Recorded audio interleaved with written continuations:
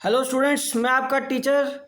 आज मैं आपको class 11th subject micro economics chapter number 3 consumer's equilibrium utility analysis के topic marginal utility analysis and consumer's equilibrium के बारे में बताने जा रहा हूँ। हम सबसे पहले डिस्कस करेंगे कि कंज्यूमर इक्विलिब्रियम होता क्या है।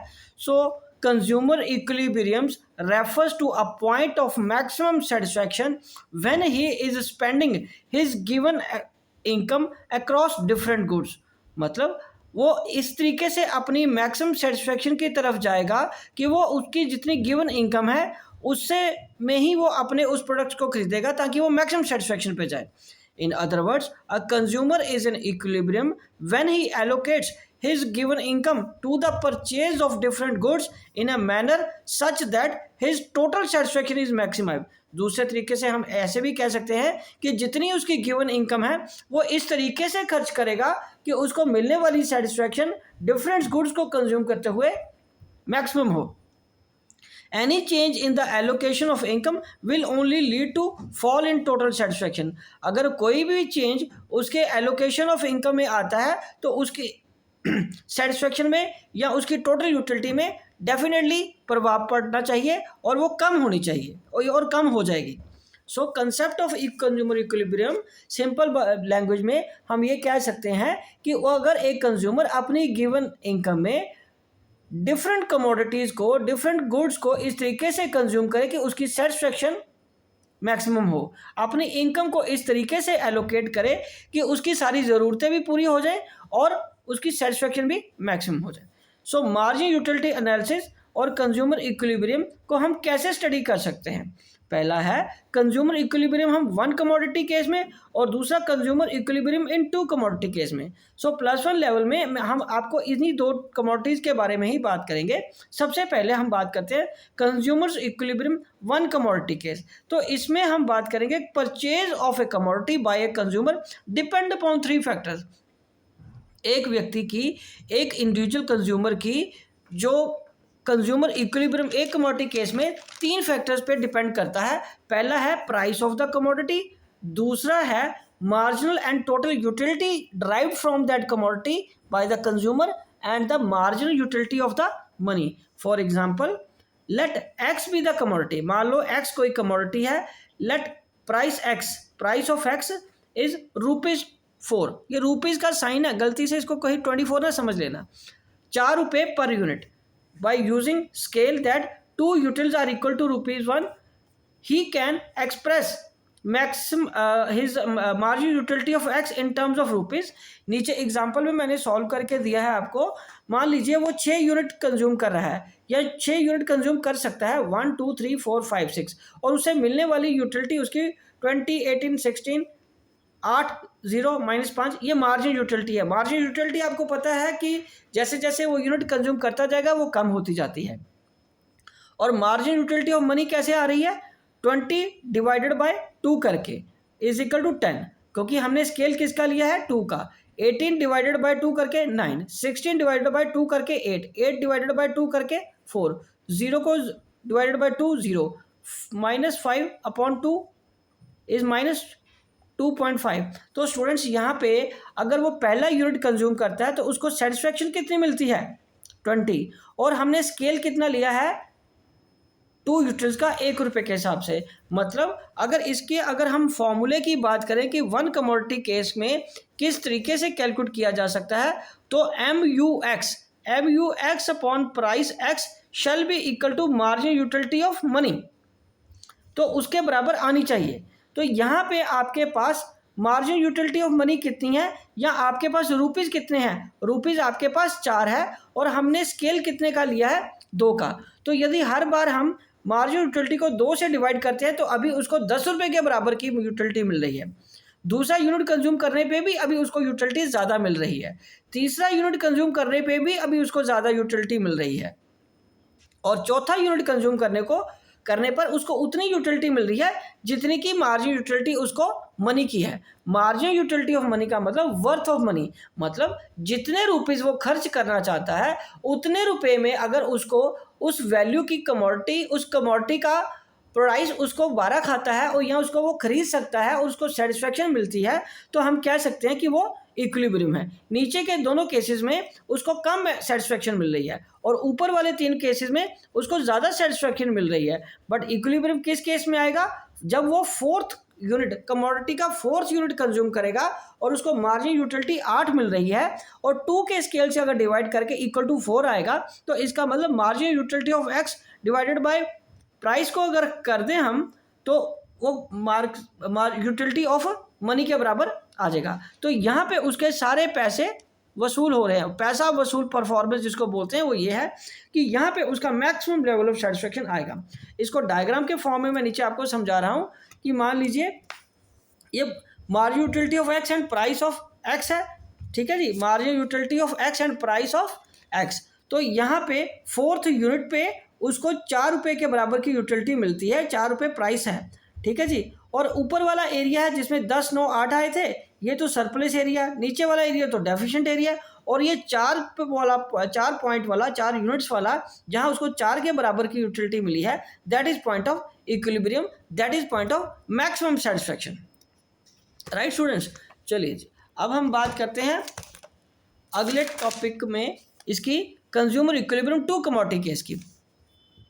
Consumer equilibrium in two commodity case. सबसे पहले इसका जो फॉर्मूला रहेगा वो है मार्जिन यूटिलिटी ऑफ एक्स, मतलब एक्स कमोडिटी, इसमें 2 कमोडिटीज मान लीजिए, 2 कमोडिटीज कौन सी हैं? One is X and second is Y.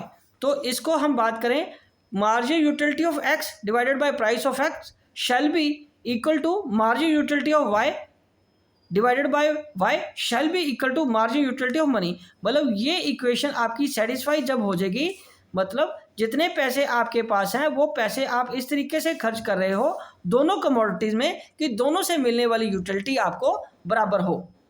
ठीक है स्टूडेंट्स, अब हम बात कर रहे हैं एक एग्जांपल के साथ आपके साथ। तो वो पहला है, अगर 1, 2, 3, 4, 5, 6 यूनिट कंज्यूम करते हो तो डिफरेंट कमोडिटीज़ मार्जिन यूटिलिटीज़ आपको दी है डिफरेंट कमोडिटीज़ को कंज्यूम करते हुए। यदि वो एक्स यूनिट कंज्यूम करता है तो उसको 17 यूनिट्स मिलते हैं, दूसरी कमोडिटी करता है तो 15, तीसरी 12, चौथे पे 10, पाँचवें पे 7, छठे पे 5। और अगर वो वाई कमोडिटी कंज्यूम करता है तो उसको 26, 23, 9, 16, 13 और 10।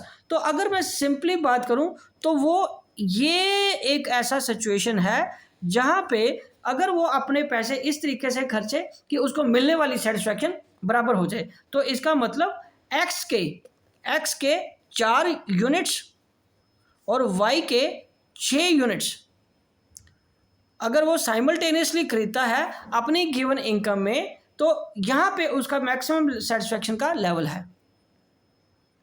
क्योंकि अगर देखें तो सबसे पहले तो डेफिनेटली कोई भी रैशनल कंज्यूमर सबसे पहले कौन सा कंज्यूम करेगा?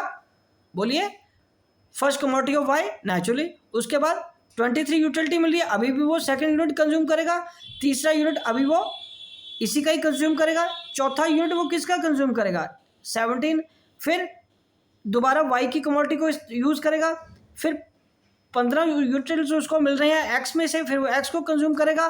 फिर एक्स का वो 1 यूनिट और वाई का 1 यूनिट और कंज्यूम करेगा। फिर एक्स का 1 यूनिट और कंज्यूम करेगा। और उसके बाद इतने यूनिट्स कंज्यूम करने के बाद तो अब अगर वो एक्स कंज्यूम करे या वाई कंज्यूम करे, ठीक है जी, तो दोनों से मिलने वाली सेटिस्फेक्शन उसको बराबर है, बिकॉज दोनों की मार्जिन यूटिलिटी अब एक लेवल पे आ गई है। तो नीचे डायग्राम के रूप में इसे समझते हैं।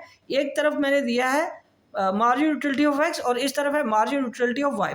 तो अगर दोनों की नेचुरली ये कम होती जाएगी, इसकी भी कम होती जा रही है, और जहाँ आके ये क्रॉस करेगा वो है 4th यूनिट ऑफ एक्स और 6th यूनिट ऑफ वाई। एक तरफ मैंने इधर एक्स कमोडिटी को माना है और इस तरफ हमने वाई कमोडिटी को माना है, और जहाँ पे वो स्ट्रक होते हैं that is point of equilibrium. वो पॉइंट किसका है? इक्विलिब्रियम का, जहाँ पे हम कह सकते हैं कि margin utility of X is equal to margin utility of Y. ठीक है स्टूडेंट्स, आगे चलें? चलिए ठीक है जी, गुड। अब हम बात करते हैं एजम्पशंस क्या लेके चलनी है हमने। Assumptions relating to consumer equilibrium. Consumer equilibrium को लेके जो एजम्पशन है सबसे पहले है रैशनल कंज्यूमर। मतलब rational consumer is one who wants to maximize his satisfaction in his given income, वो अपनी गिवन इनकम में अपने सेटिस्फेक्शन लेवल को मैक्सिमम करने की कोशिश करेगा। कार्डिनल यूटिलिटी नंबर 2 है कार्डिनल यूटिलिटी, मतलब हमारी जो यूटिलिटी है इस केस में हम किस में मेजर करेंगे, 1 2 3 नंबर्स में मेजर करेंगे, यूटिल्स में मेजर करेंगे। तीसरा है इंडिपेंडेंट यूटिलिटी, तीसरी एजम्पशन में वो ये कह रहा है कि it does not affected by the consumption of other goods, कि जो भी मैं यूनिट में कंज्यूम कर रहा हूँ उसको मैं लगातार इस तरीके से कंज्यूम करता जाऊंगा कि किसी दूसरे यूनिट की से कंज्यूम होने वाली यूटिलिटी मेरे को अफेक्ट नहीं करेगी, उसका असर मेरी कंजम्पशन पे नहीं पड़ेगा।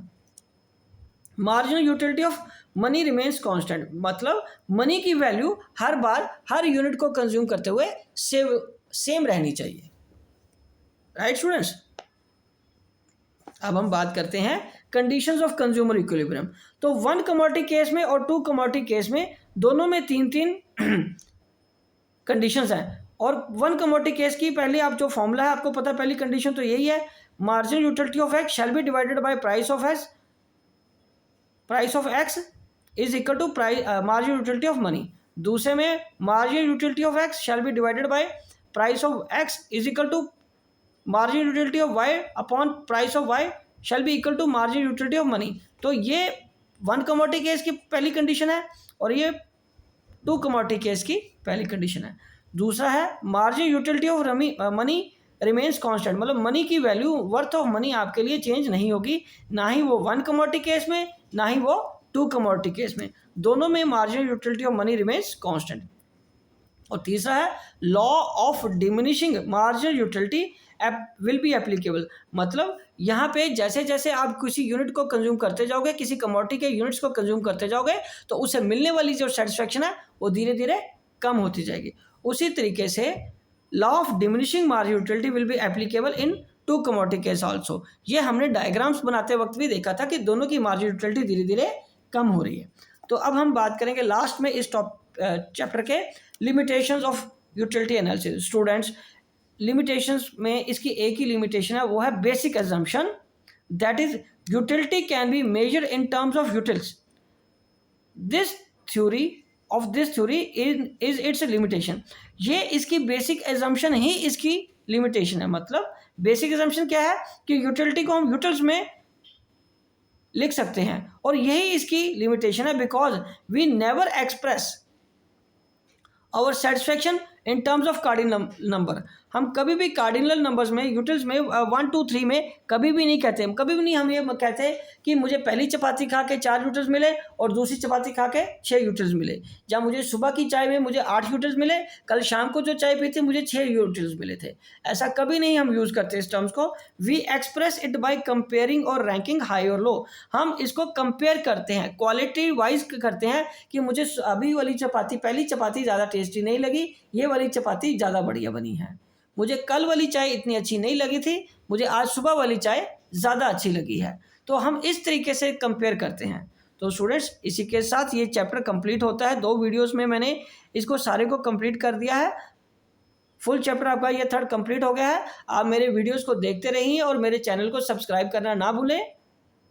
मैं जल्दी ही आपको अगली वीडियो में चैप्टर 4 करवाऊँगा इसका। Thank you.